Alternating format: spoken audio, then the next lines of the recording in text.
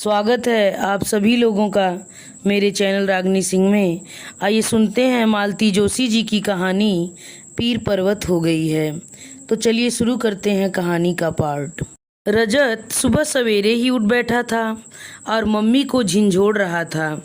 Mummy उठो ना please, 6 बज रहे हैं। क्यों सुबह सुबह उसे तंग कर रहा है? नानी ने झिड़की दी। थोड़ा सा और सो लेने दे, हफ्ते में एक ही दिन तो मिलता है, रोज़ तो तड़के उठना ही पड़ता है। पर आज पापा आएंगे ना, 8 बजे तक तो मुझे तैयार हो जाना है मम्मी प्लीज़। पर अब मम्मी को ज़्यादा मनाना नहीं पड़ा। पापा का नाम सुनते ही निर्मल तड़ से उठ बैठी। अलसाई आँखों से उसने कैलेंडर की ओर देखा। आज महीने का दूसरा रविवार है। कोर्ट के आदेश के मुताबिक यही एक दिन होता है जब रजत के पापा उसे 8 घंटे के लिए ले जा सकते हैं। मम्मी चाहे यह दिन भूल जाएं, पर रजत कभी नहीं भूलता। इतना सा है, पर महीने के शुरू में ही उस तारीख पर गोल घेरा बना देता है और पहली तारीख से ही दिन गिनना शुरू कर देता है। इतवार की सुबह सारा घर मस्ती में सो रहा था, पर ये माँ बेटे दोनों बड़ी मुस्तैदी से तैयारी में जुट गए थे।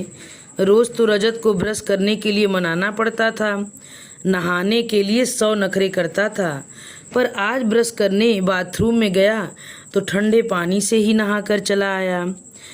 उसे हल्की सी डांट पिलाकर निर्मल ने गैस पर रखा गर्म पानी सिंक में उड़ेल दिया। भाभी को पता चल गया तो सुबह से ही शुरू हो जाएंगी।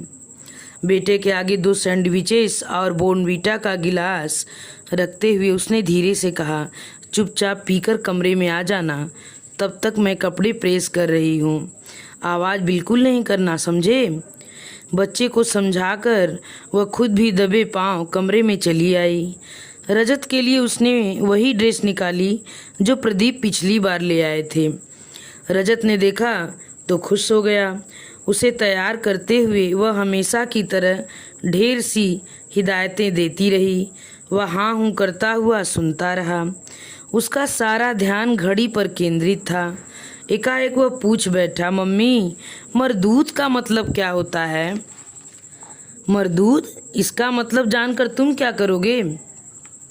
पिछली बार पापा आए थे ना, तो छोटे मामा कह रहे थे, खबरदार उस मरदूत को कोई चाय नहीं पिलाएगा।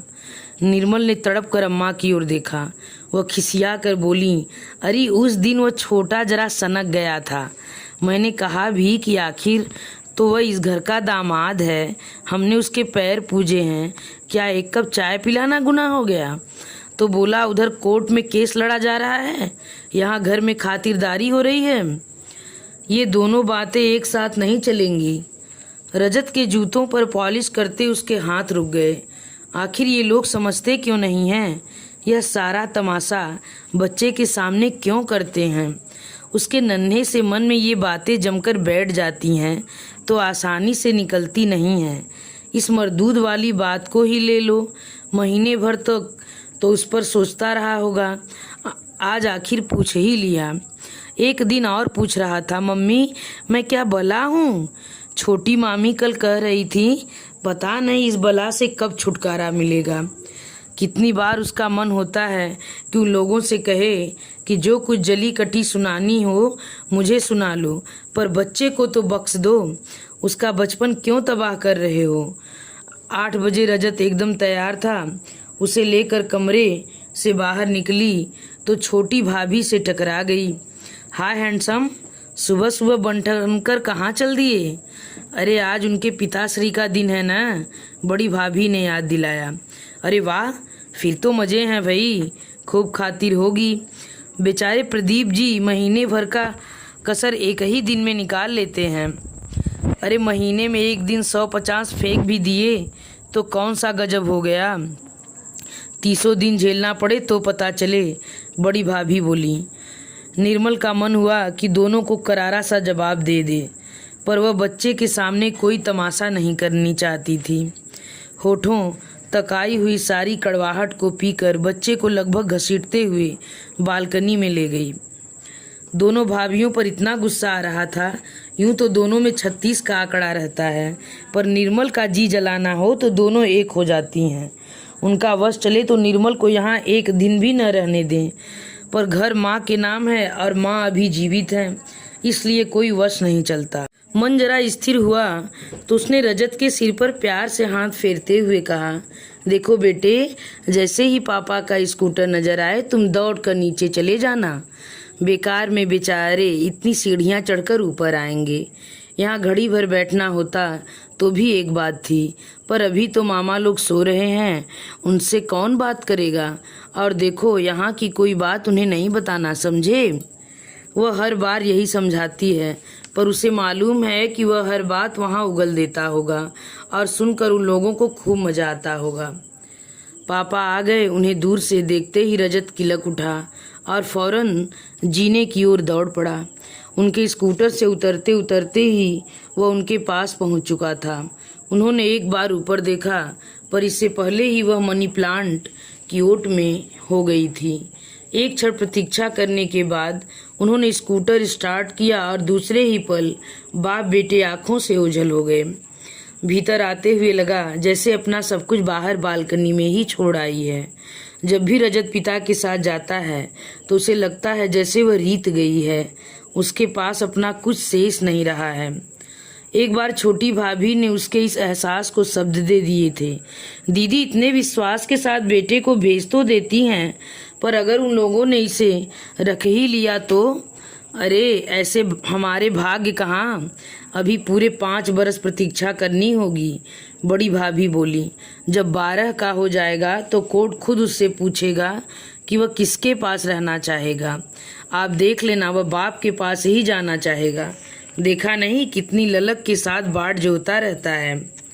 निर्मल को भी तो यही डर है, इसलिए जब जब अपने पापा के साथ जाता है उसका मन कड़वाहट से भर जाता है। स्थितियों के सामने वह अपने को एकदम असहाय पाती है। उसका मन सारी दुनिया से लड़ने पर आमादा हो जाता है। भीतर आई तो टेबल पर चाय लग चुकी थी। साहब बहादुर ऊपर नहीं आए? छोटे ने विद्रूप के साथ प्रश्न किया। नहीं आए, मैंने ही मना कर दिया। सोचा एक कप चाय क्यों फालतू खर्च की जाए, उतनी बचत ही सही। अरे वाह, तुम्हें इस घर के खर्च और बचत की चिंता कब से होने लगी? चिंता तो हमेशा से थी भैया, पर अभी मजबूर हूँ। मेरा समय आने दो, पाई पाई चुका दूंगी। और वह बिना चाय पिए कमरे से चली गई। क्या हुआ बेटे, अम्मा ने पूछा। कुछ नहीं, उसने सुबकते हुए कहा और बिस्तर पर पड़ गई। अम्मा धीरे धीरे बालों में हाथ फेरती रहीं। तभी छोटी भाभी 2 कप चाय लेकर कमरे में आईं। मैंने तो कहा था कि भीतर अम्मा से लगी बैठी होंगी, खूब लगाई बुझाई चल रही होगी। उसने कुछ नहीं कहा बहू, बल्कि मैं तो कब से पूछ रही हूँ कि क्या हुआ, पर जवाब ही नहीं दे रही, बस रोए जा रही है। आप ही बताइए, भरे पूरे घर में इस तरह रोने का मतलब क्या है? क्यों हमारा असगुन कर रही है? बाहर बड़े भैया छोटे को डांट रहे थे, बड़ी भाभी आग में घी दे रही थी। अब छोटी भी पहुंच जाएगी तो अच्छा खासा महाभारत शुरू हो जाएगा। सबकी छुट्टी बर्बाद हो जाएगी। दिन भर घर में एक तनाव रहेगा, सबके मुंह सूजे हुए रहेंगे। शाम को रजत हुलसता हुआ घर में घुसेगा और माहौल देखकर एकदम बुझ जाएगा। उसके पास घर के बच्चों के लिए भी ढेरों उपहार और टाफियाँ होंगी, पर उन्हें कोई छुएगा भी नहीं। वे सारी चीज़ें अपमानित सी हॉल में ही पड़ी रहेंगी। हारे थके मन से सुबह रजत उन्हें बटोर लेगा और दोस्तों में बांट देगा।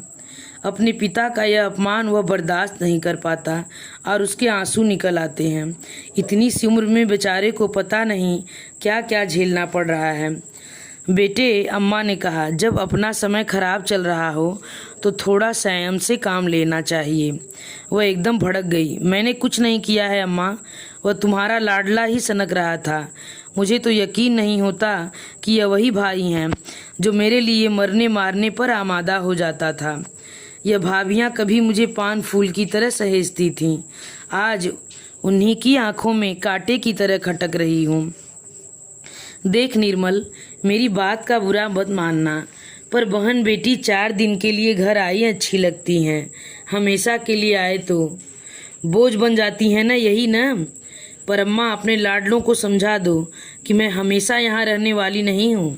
बस मुझे जरा ढंग की नौकरी मिल जाने दो, मैं उसी दिन से घर छोड़ दूंगी। मेरी भी यही इच्छा है बेटी कि मेरे रहते तेरा कोई ठिकाना हो जाए या तू राजी खुशी अपने घर लौट जाए। अम्मा प्लीज़, निर्मल ने कातर स्वर में कहा। तो अम्मा चुप हो गईं। उन्हें मालूम है कि बेटी के वापस घर जाने का अब कोई सवाल ही पैदा नहीं होता। वह अध्याय एक तरह से बंद हो चुका है। यह बात नहीं है कि वहाँ उसे कोई तकलीफ थी, न कोई मारपीट, न गाली गलौज, न शादी से पहले उन लोगों ने पैसों की मांग की, न बाद में। न उनका दामाद शराबी था, न जुआरी। यहाँ तो किस्सा ही कुछ और था। निर्मल का पति अपनी विधवा भौजाई के प्रेम में पागल था। शुरू में जब उसे पता चला तो एक धक्का सा लगा, पर वह शर्म के मारे किसी से कुछ कह न सकी। 4-6 महीने बाद निर्मल ने धीरे से अपनी बड़ी भाभी को यह बात बताई। वह बोली, कोई बात नहीं, 2 जवान लोग एक घर में रहते हैं तो ऐसा अक्सर हो जाता है, पर अब तुम आ गई हो, सब ठीक हो जाएगा।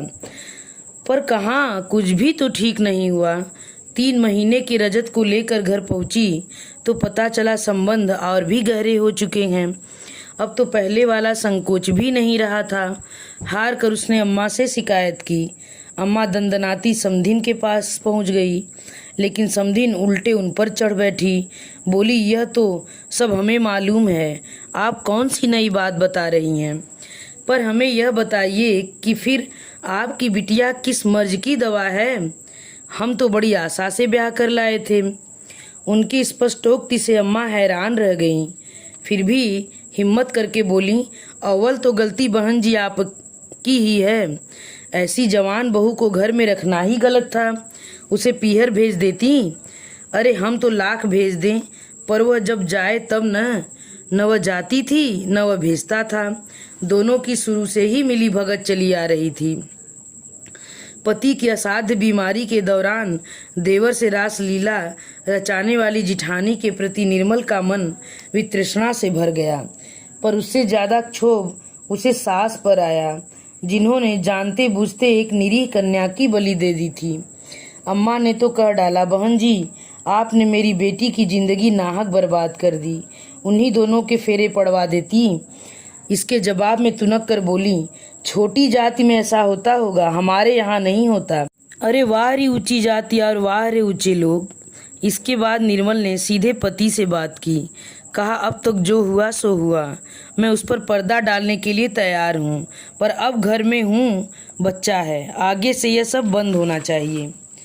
वह बंदा भी माँ की तरह ही दबंग निकला। बोला, यह सब तो ऐसे ही चलेगा, तुम्हें रहना हो तो रहो, नहीं तो रास्ता नापो। इस अपमान के बाद वहाँ रहने का प्रश्न ही नहीं था। वह बड़ी ठसक के साथ मायके लौट आई। भाइयों ने भी हाथों हाथ लिया। फौरन गुजारे भत्ते के लिए कोर्ट में अर्जी लगा दी गई।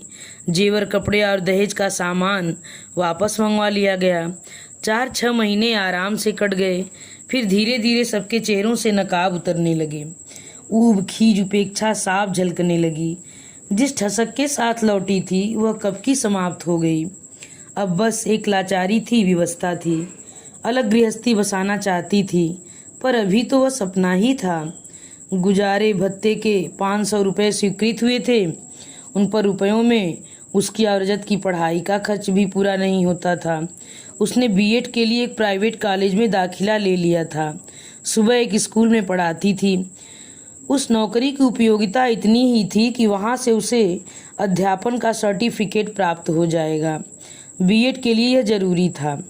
बाकी खर्चों के लिए भाइयों का मुंह जोड़ना ही पड़ता था, और यही बात सबसे ज़्यादा दुख देती थी। सबसे जानलेवा खर्च था कोर्ट का, वकीलों का। गुजारे भत्ते की स्वीकृति के साथ एक तरह से केस खत्म हो ही गया था, पर अब वे लोग तलाक मांग रहे हैं और निर्मल किसी कीमत पर तलाक देना नहीं चाहती। उसे मालूम है कि तलाक के दूसरे ही दिन वे शादी रचा लेंगे। इस देश में लड़कियों की कमी तो है नहीं। वह नहीं चाहती कि एक और जिंदगी बर्बाद हो। पहले तो भाई उसके साथ थे, कहते थे बच्चों को जिंदगी भर तड़पाएंगे, कोर्ट की सीढ़ियाँ चढ़ते चढ़ते एड़ियाँ घिस जाएंगी, तब मज़ा आएगा। पर अब उन लोगों का भी उत्साह खत्म हो गया है। कहते हैं जब तुम्हें साथ रहना ही नहीं है तो तलाक दो और छुट्टी करो, फिर वह शादी करे या भाड़ में जाए, तुम्हें क्या मतलब है? अपनी बात वो भाइयों को ठीक से समझा नहीं पाती। अब आपस में उतना सुसंवाद ही नहीं रह गया है। सबसे ज़्यादा दुख तो अम्मा के लिए होता है। उसकी वजह से उनका बुढ़ापा खराब हो रहा है। सोचा होगा कि सारी जिम्मेदारियों से फारिग हो गई हैं, अब आराम से बैठकर राम नाम रटेंगी, पर भाग्य में तो कुछ और ही बदा था। अब बेटी की चिंता में मरी जा रही हैं। बेटे अलग नाराज हैं कि बेटी को सह दे रही हैं। बहुएं कोसती हैं कि हरदम नवासे का पक्ष लेती हैं और घर के बच्चों को डांट पड़वाती हैं। हाँ, रजत घर का बच्चा नहीं है। किसी जमाने में वह इस घर का खिलौना था, सबकी आंखों का तारा था, पर वह सब अब समय बदल गया है। अब तो वह एकदम अलग थलग पड़ गया है। निर्मल को अब डर लगने लगा है कि स्नेहीन क्लेश कलह वाले वातावरण में उसका स्वस्थ मानसिक विकास कैसे होगा। या तो वह बेशर्म और उद्दंड हो जाएगा या फिर एकदम घुन्ना और कुंठित बन जाएगा, और बच्चों की तरह सहज सरल तो वह रहेगा ही नहीं। अपने स्वाभिमान की उसे क्या इतनी बड़ी कीमत चुकानी पड़ेगी? शाम को 6 बजे वह सोसाइटी के गेट के बाहर ही जाकर खड़ी हो गई थी। ठीक समय पर स्कूटर की परिचित आवाज़ सुनाई दी। उसे देखकर वे लोग भी बाहर ही रुक गए। इस तरह के स्वागत की तो उन्हें आशा ही नहीं थी। रजत हमेशा की तरह चीज़ों से लदा फंदा था। उसे नीचे उतारते हुए निर्मल ने कहा, जाओ यह सब घर में रखाओ और कुछ देर वहीं रहना, नानी माँ अकेली हैं। बच्चा पिता को इतनी जल्दी छोड़ना नहीं चाहता था, पर माँ की अवज्ञा का साहस भी वह न कर सका। बेमन से बराबर पीछे मुड़कर देखता हुआ चल पड़ा। जब गेट के भीतर दाखिल हो गया तो निर्मल ने कहा, कुछ बात करनी थी, कहीं चलकर बैठें? प्रदीप के लिए यह आश्चर्य का दूसरा धक्का था। शायद 8-10 महीने के बाद उसने निर्मल का स्वर सुना था, पर वह इतना रूखा था कि आशा की कोई गुंजाइश नहीं थी। वह चुपचाप पीछे बैठ गई तो प्रदीप के बिना कुछ बोले स्कूटर स्टार्ट कर दिया। बिना कुछ पूछे 3-4 किलोमीटर चलकर एक रेस्तरां के सामने रोक दिया। चुपचाप दोनों जाकर एक कोने वाली मेज पर बैठ गए और कोल्ड ड्रिंक्स का ऑर्डर दे दिया। इत्मीनान से बैठ जाने के बाद प्रदीप ने शुरू किया, बोलो क्या कह रही थी? मैंने सुना है कि आपने फिर से लड़कियां देखना शुरू कर दिया है। लड़कियां देखने से क्या होता है? जब तक तुम्हारी मर्जी नहीं होगी शादी कर नहीं पाऊंगा। मतलब कि अगर मैं तलाक दे दूं तो आप एक और जिंदगी बर्बाद कर देंगी। इससे तुम्हें क्या फर्क पड़ता है? पड़ता है, जो मैंने सहा है वह कोई और भी सहे, यह मैं नहीं चाहती। तो क्या चाहती हो? निर्मल कुछ क्षण चुप रही, फिर गंभीर स्वर में बोली, जिनके कारण यह सब बखेड़ा हुआ है, आप उन्हीं से शादी क्यों नहीं कर लेते? माँ के जीते जी यह संभव नहीं है। माँ जी सब जानती हैं, सिर्फ जानने से क्या होता है? जानने को तो बहुत लोग जानते हैं, पर मानना भी तो चाहिए। तो आप मानिए न। मुझे तो माँ जी पर आश्चर्य हो रहा है। सब कुछ जानते बूझते वो चुपचाप क्यों बैठी हैं? औरत होकर एक औरत को ऐसी घिनौनी जिंदगी जीने पर मजबूर क्यों कर रही है? माँ की बात रहने दो, तुम अपनी कहो, तुम क्या चाहती हो? यही कि आप भाभी का हाथ थाम कर उन्हें एक इज्जत की ज़िंदगी दें। समझ लीजिए कि तलाक के लिए मेरी यही शर्त है। लेकिन बिना तलाक के मैं किसी से शादी कैसे कर सकता हूँ? घोषणा तो कर सकते हैं। जिस दिन आप इतनी हिम्मत जुटा लेंगे मैं आपको तुरंत तलाक दे दूँगी। तलाक भी और बच्चा भी। बच्चा भी? हाँ, वही समय उम्र के बड़े नाजुक दौर से गुजर रहा है। उसे इस समय एक सुरक्षित छत की ज़रूरत है। सुरक्षित छत, अच्छी परवरिश और माँ बाप का प्यार। मुझे विश्वास है आप लोग उसे यह सब दे सकेंगे। और तुम? मेरी चिंता करने की ज़रूरत नहीं है। मेरा बीएड पूरा हुआ जाता है, अगले सत्र में मुझे कहीं न कहीं नौकरी मिल ही जाएगी। रजत की पढ़ाई की समस्या नहीं रहेगी तो मैं वज्र देहात में भी रह लूँगी। तो यह मेरा प्रस्ताव है। ठंडे दिमाग से इस पर सोचकर मुझे जवाब दीजिएगा। अपनी बात समाप्त कर वह उठ खड़ी हुई और बिना किसी प्रतिक्रिया की प्रतीक्षा किए रेस्तरां से बाहर निकल गई। कोको कोला की बोतल हाथ में थामे प्रदीप उसे देखता रह गया। इसी के साथ यह कहानी समाप्त होती है। धन्यवाद। अगर मेरी कहानी आप लोगों को पसंद आई हो तो कृपया मेरे चैनल को सब्सक्राइब और लाइक करना मत भूलिएगा, और कमेंट बॉक्स में ज़रूर लिखिएगा कि आप लोगों को कहानी कैसी लगी।